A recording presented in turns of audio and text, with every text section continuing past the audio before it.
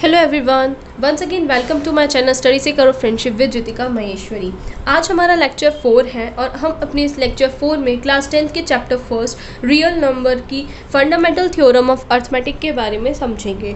अगर आप मेरे चैनल पे नए हैं और अगर आपने अभी तक मेरा चैनल सब्सक्राइब नहीं किया है तो जल्दी से जाकर मेरे चैनल को सब्सक्राइब कीजिए और बेल आइकन दबाना बिल्कुल ना भूलें, क्योंकि अगर आप बेल आइकन दबाएंगे तो इससे आपको मेरी सारी वीडियोज़ की नोटिफिकेशंस टाइमली मिलती रहेंगी। सो बेल आइकन को दबाना बिल्कुल ना भूलें।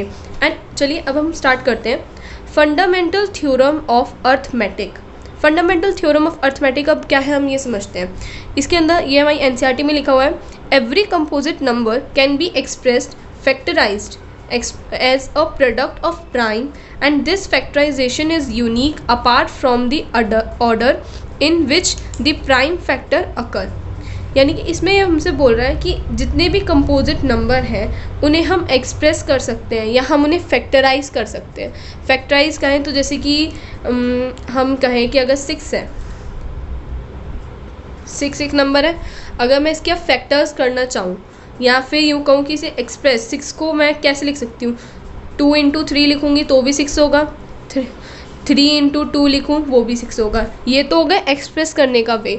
लेकिन ये और 2 इंटू 3 को हम इसके क्या कह सकते हैं, फैक्टर भी कह सकते हैं कि 2 इंटू 3 जो है फैक्टर है इसके, कि 6 को अगर हम 2 से डिवाइड करेंगे तो 3 आएगा, या 6 को 3 से डिवाइड करेंगे तो 2 आएगा, या फिर ये कहें कि 2 की टेबल में 6 आता है और 3 की टेबल में भी आता है। तो एक तरीके से क्या है, 6 के दोनों फैक्टर भी हैं और हम 6 को इस तरीके से एक्सप्रेस भी कर सकते हैं। तो as a product of prime and this factorization is unique apart from the order in which the prime factor occur।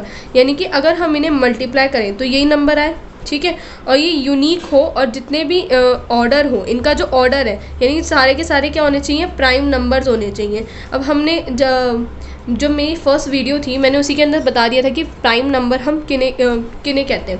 Prime numbers वो होते हैं जो 1 की टेबल में आते हैं और खुद की टेबल में आते हैं। एग्जाम्पल फॉर 2, 3, 5, 7, 11 ये वो नंबर्स हैं जो कि सिर्फ 1 की टेबल में आते हैं और ख़ुद की टेबल में आते हैं।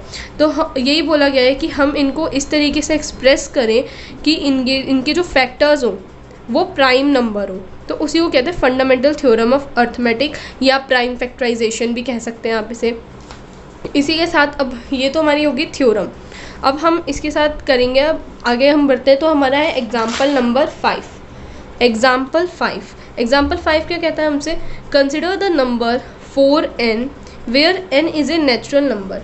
इसमें हम बोल रहा है कि 4n एक नंबर है और जो n है यानी कि यहाँ जो n दे रखा है ये एक नेचुरल नंबर है।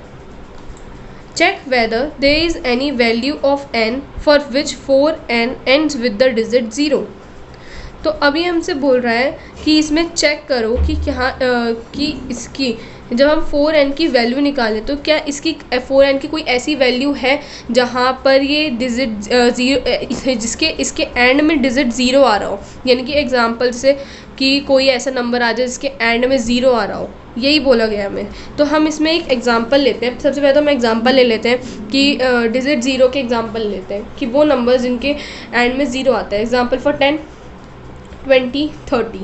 अगर मैं इनके प्राइम फैक्टर्स निकालूँ तो इनके प्राइम फैक्टर्स क्या होंगे, 10 का 2 इंटू 5, 20 का 2 इंटू 2 इंटू 5, 30 का 3 इंटू 2 इंटू 5।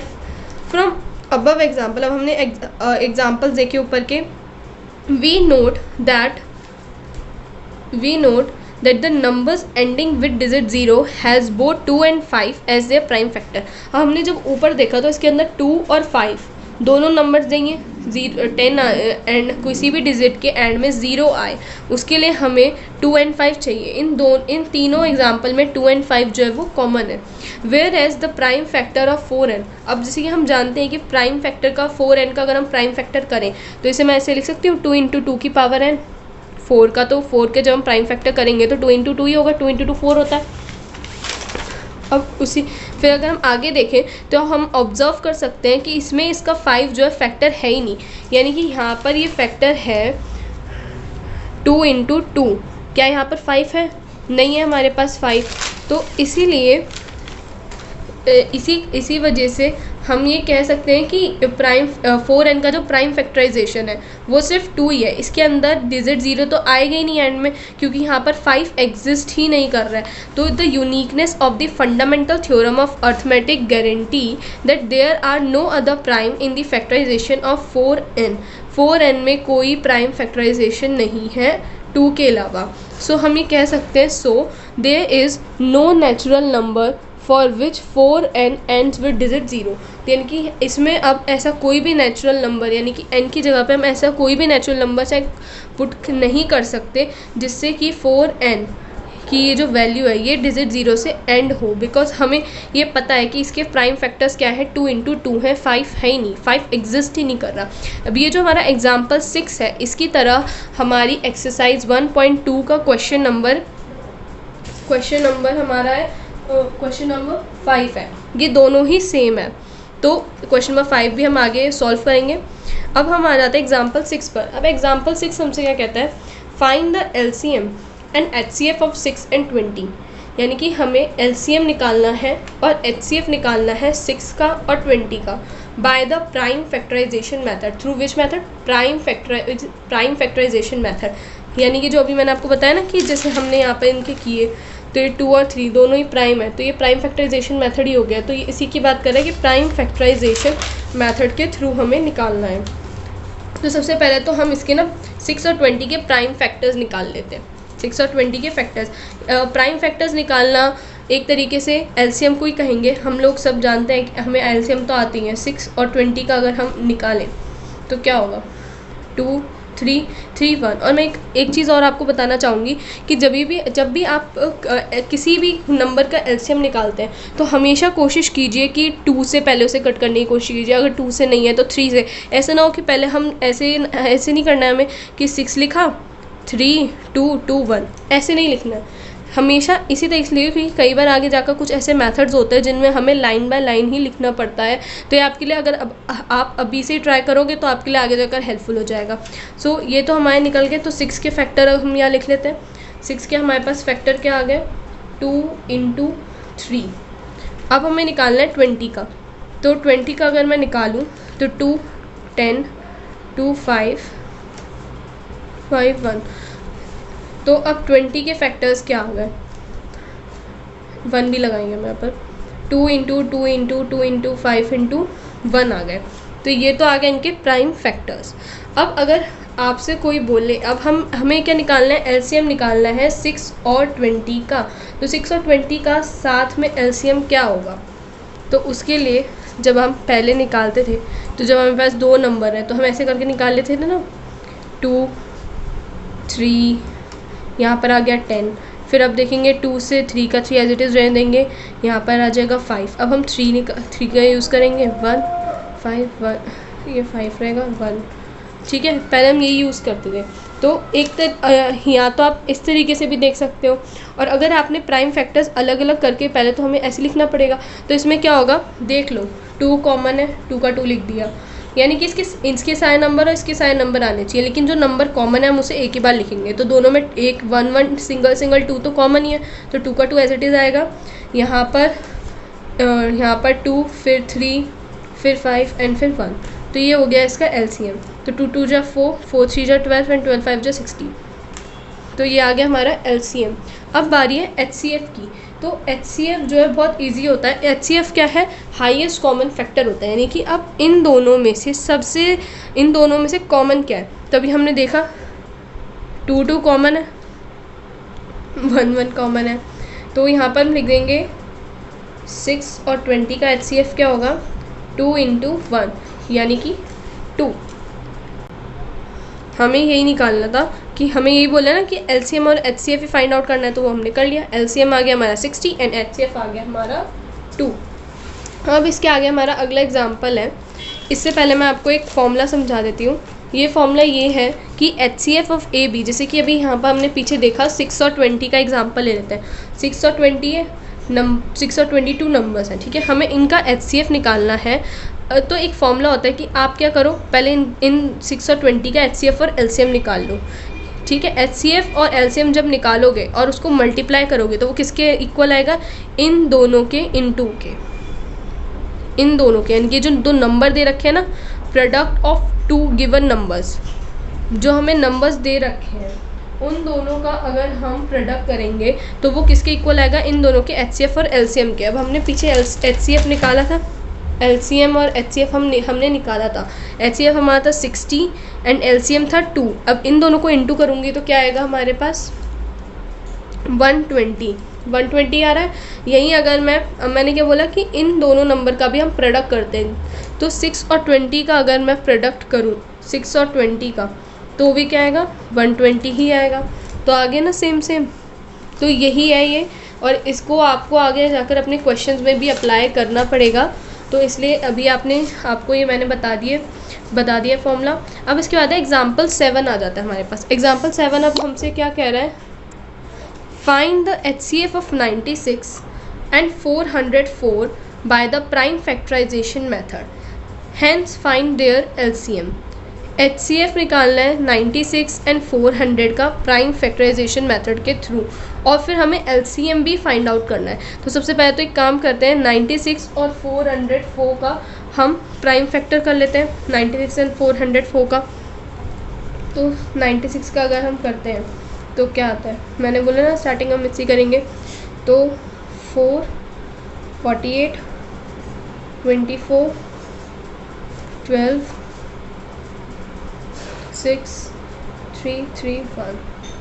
तो 96 लिखेंगे, 2 कितनी बार आ रहा है, 3, 4, 5, 2 की पावर 5 लिख सकती हूँ ना, 2 इंटू 2 इंटू 2 इंटू लिखने की बजाय हम 2 की पावर 5 भी लिख सकते हैं, इंटू में 3 लिख देते हैं। अब उसके बाद लिख देते हैं यहाँ पर 404 का कर देते हैं प्राइम फैक्टर, 101। अब इसका आगे किससे होगा, 101 का तो अब इसके आगे किससे हो ही नहीं सकता है, तो 101 का 1 आ जाएगा। तो अब हम यहाँ लिखते हैं 101 का क्या होगा, 2 इंटू 101। ठीक है। अब हमें क्या बोला है, फाइंड द HCF ढूंढना है। अभी हमने देखा था कि HCF क्या होता है, इन दोनों में जो कॉमन आ रहा होता है। अब इसमें एक 2 है और इसमें तो 5 2 है, तो फिर 1 2 तो हम ले ही सकते हैं। तो HCF ऑफ 96 एंड 404 हमारे पास क्या आ गया, 2 आ गया। अब हमें निकालना है LCM निकालना है। ठीक है। तो अब LCM का अभी हमने फॉर्मूला, मैंने आपको फॉर्मूला बताया ना, तो हम एक काम करते हैं, इसी फॉर्मूले का यूज़ करते हैं, हम अपना LCM निकालते हैं। तो हमें क्या लेना होता है, HCF of 96 and 404 multiply by LCM of 96 and 404 is equals to 96 into 4, 96 into 404, यही होगा ना फॉर्मूला कि HCF उनका और LCM और इंटू करेंगे हम उन दोनों नंबर का प्रोडक्ट होगा। तो HCF हमने निकाल लिया 2, इंटू में है LCM 96, 404 is equals to 96 into 404।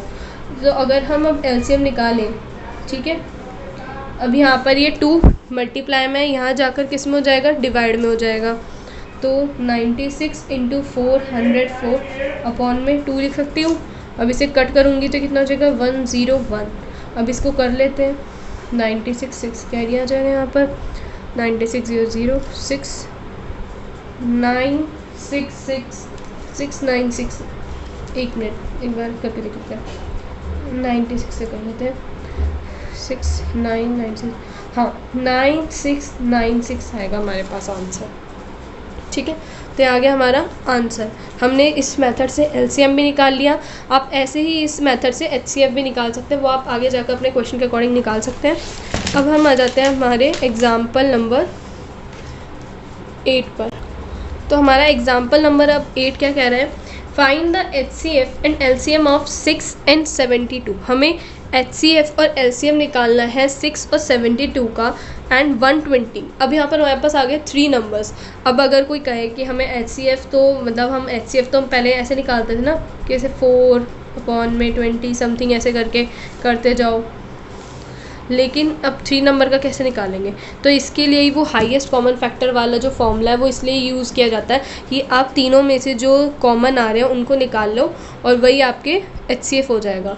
तो ये इसलिए यूज़ होता है। Using the prime factorization method, अब इसमें भी हमें प्राइम फैक्टराइजेशन मेथड का यूज़ कर कर ही HCF और LCM निकालना है।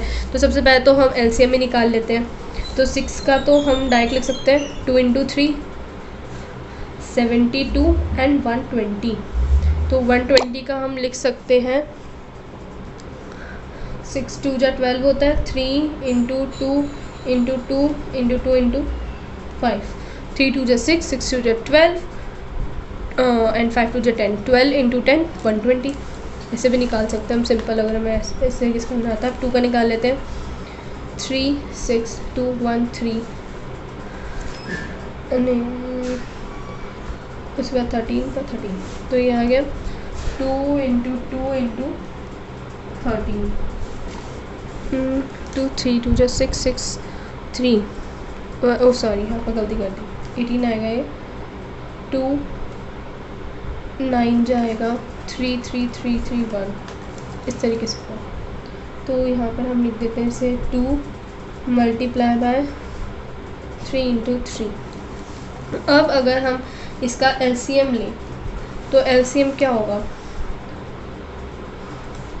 इसमें क्या है 2 × 3, यहाँ 2 की पावर कितनी है 3 और 3 की पावर है 2, यहाँ पर 2 की पावर 3 3 × 5। अब यहाँ पर मैंने भी गलती कर दी कि मैंने 3 × 2 × 2 × 5 लिखा है। हम 2 × 2 पहले 2 लेते फिर 3 लेते फिर 5 लिखते, ऐसा आप लिखिएगा। तो हमारे पास ये हो गया। हमने देख लिया 2 की हाईएस्ट पावर कितनी है 3 है, 2 की हाईएस्ट पावर 3 है, 3 की हाईएस्ट पावर 2 है एंड हमने 5 ले लिया। ऐसा हमने इसलिए किया क्योंकि जो सबसे क्योंकि बेसिकली हम यहाँ पर सब में कॉमन ढूंढ के फिर जो बचते हैं वो भी लेते ही हैं, तो जो हाईएस्ट है वही ले लेते हैं क्योंकि इन सब में तो वही चीज़ सेम ही होंगी। तो 2 × 2 × 2 कितना होता है 8, 3 × 3 9 × 5, तो × 45 36 360 आ गया हमारा LCM। अब बात करें अगर HCF की, तो HCF के लिए हमें हाईएस्ट कॉमन फैक्टर ढूंढना है। तो इन तीनों में 2 कॉमन है और 3 कॉमन है, तो हम यहाँ पर लिख देंगे 2 × 3 यानी कि 6। तो हमने यहाँ पर ढूंढ लिया LCM ऑफ 6 72 एंड 120 कितना है 360 एंड HCF ऑफ 6 72 एंड 120 हमारे पास कितना दे रखा है 6 दे रखा है। तो हमारे पास आंसर आ गया। अगर आप क्रॉस चेक करना चाहें तो आप क्रॉस चेक भी कर सकते हैं आगे, है ना, वो बाय द फॉर्मूला। इसी के साथ अगर आपको याद हो तो हमने अपनी लास्ट क्लास में एक्सरसाइज 1.1 के सारे क्वेश्चन किए थे, बट मैंने कहा था कि मैं आपको क्वेश्चन नंबर 5 आप घर पे खुद ट्राई कीजिए एंड मैं आपको अपनी नेक्स्ट वीडियो में क्वेश्चन नंबर 5 का आंसर बताऊंगी। तो मैं आज अभी आपको वही बता रही हूँ। Use Euclid division lemma to show that the cube of any positive integer is of the form 9m 9m+1 और 9m+8। हमें यूक्लिड डिवीजन लेमा मैं आपको पहले ही बता चुकी हूँ कि यूक्लिड डिवीजन लेमा की जो इक्वेशन है वो क्या है, A = BQ + R। और ये इक्वेशन जो है बहुत इंपॉर्टेंट है। हमें इस मतलब बेसिकली जो एक्सरसाइज 1.1 है उसमें तो ये बहुत ज़्यादा यूज़ हुई है। तो A = BQ + R को हमें याद रखना है। अब हमें इसी फॉर्म का यूज़ कर हमें ये बताना है कि कोई भी पॉजिटिव इंटीजर का अगर हम क्यूब करते हैं तो वो इस फॉर्म में आता है। तो इसके लिए भी हम ऐसा नहीं करेंगे कि हम यहाँ पर 9 लेंगे, क्योंकि अगर हम 9 लेते हैं तो हमारी R की वैल्यू जो है वो बहुत ज़्यादा होंगी और उसे कैलकुलेट करना बहुत टफ़ हो जाएगा। तो हम एक ऐसा काम कर सकते हैं ना कि 9 भी हमारा आ जाए और क्यूब का क्यूब हो जाए। तो अगर हम 3 का क्यूब करते हैं, 3 का अगर हम क्यूब करें तो 3 × 3 × 3 होता है, यानी कि 27 होता है। और अगर मैं इसमें से 9 कॉमन निकाल लूँ तो 9 × 3 तो यानी कि 9 भी आ रहा है। तो जब हम कॉमन निकालेंगे उसमें से तो यानी कि हमारे पास 9 आ सकता है। तो हम किस नंबर को चूज़ करेंगे, 3 को चूज़ करेंगे। तो यहाँ पर अगर हम करना स्टार्ट करें कि ए भी एनी पॉजिटिव, हमने ए को कोई भी पॉजिटिव इंटीजर ले लिया और बी को हमने लिया है यहाँ पर 3। अब यूक्लिड डिवीजन लेमा के अकॉर्डिंग हमारी इक्वेशन ये बनेगी a equals to 3q plus r, जिसमें कि r जो है वो ग्रेटर देन और इक्वल टू 0 होगा और लेस देन होगा 3 के। पॉसिबल वैल्यू क्या हो सकती है आर की, 0, 1 और 2 क्या हो सकती है, 0, 1 और 2। अब अगर हम r को 0 रखें तो क्या होगा, a equals to 3q plus 0 हो जाएगा, means a equals to 3q। अगर हम क्यूब कर दें दोनों साइड तो हमारे पास आएगा a cube equals to 27 q का क्यूब। अब मैंने कहा ना हम 9 बाहर निकाल लेंगे तो बचेगा 3q क्यूब। अब हमें क्या करना होता है, जो हमारे पास यहाँ वैल्यू आती है उसको हम m लेट कर लेते हैं, तो ये आ गया। और यही हमें प्रूफ भी करना था कि 9m होना चाहिए, तो हमने इसे प्रूफ कर दिया। अब उसके बाद आ जाते हैं हम अपने, आप इसे देखिए, अगर हम r की वैल्यू को 1 रखते हैं तो a क्या होगा, 3q प्लस 1 होगा। क्यूब बोथ साइड करेंगे और हमें क्यूब का फॉर्मूला पता है, a प्लस बी का होल क्यूब क्या होता है, a cube plus 3a square b plus 3b square a plus b का क्यूब। यही फॉर्मूला होता है हमारा। तो हमने वही उस फॉर्मूले का यूज़ किया है, उसी से हमने ये पूरी इक्वेशन ली है। अब हम इसे अरेंज कर दें, इनकी 1 एंड में ले जाएंगे। अब हम इन तीनों में से 9 को कॉमन निकालेंगे तो हमारे पास ये वैल्यू आ जाएगी। उसके बाद हम इसमें इस वैल्यू की जगह m लिख देंगे, तो हमने पुट कर दिया और हमारे पास आ गया 9m प्लस 1। और यही हमें दिखाना भी था कि जो हमारी इक्वेशन, अगर हम किसी पॉजिटिव इंटीजर का क्यूब करते तो वो 9m प्लस 1 या फिर 9m प्लस 8 होगा। तो अब हम आ जाते हैं r इक्वल्स टू 2 की तरफ, a equals to 3q plus 2 लिखेंगे, क्यूब करेंगे दोनों साइड पे। तो हमने जब क्यूब किया तो इस तरीके से आया हमारे पास। अब ये 8 है, हमने फिर से इसे रीअरेंज कर देंगे, इस तरीके से 8 इधर ले आएंगे। अब हम इन तीनों में से 9 को कॉमन निकाल लेंगे तो हमारे पास फिर से वैसी वैल्यू हो जाएगी। इसकी जगह पे हम m रख सकते हैं। तो अब हमें क्या प्रूफ करना था, हम फिर एंड में लिख देंगे hence proof that square of any positive integer is either in the form of 9m और 9m प्लस 1 और 9m प्लस 8, जहाँ पर m जो है वो कोई भी इंटीजर हो सकता है। तो इसी के साथ अब हमारा क्वेश्चन नंबर 5 भी फिनिश होता है। होप सो इसकी आपको मेरी वीडियोस अच्छी लगी हो और आपको एक्सरसाइज 1.1 कम्प्लीटली समझ में आ गई हो, और अभी जो मैंने आपको एग्जांपल समझाए वो भी आपको आ गए हों। अगर आपको मेरी वीडियो पसंद आए तो प्लीज़ मेरी वीडियो को लाइक करना बिल्कुल ना भूलें, इस वीडियो को शेयर ज़रूर करें एंड मेरे चैनल को सब्सक्राइब ज़रूर करें और बेल आइकन दबाना बिल्कुल ना भूलें। इसी के साथ मैं आपको एक और बात बताना चाहूँगी कि मैं अपनी वीडियो के जितने भी नोट्स होते हैं, अगर आपको वो चाहिए तो मैं उनकी लिंक भी अपने डिस्क्रिप्शन बॉक्स में डाल दूँगी, तो आप वहाँ से कर सकते हैं। और पिछली वीडियो के नोट्स भी मैंने अपने डिस्क्रिप्शन बॉक्स में उसका लिंक डाल दिया, तो आप वहाँ से भी मेरे नोट्स को कॉपी कर सकते हैं। इसी के साथ thank you very much, stay safe, stay at home and bye bye, take care.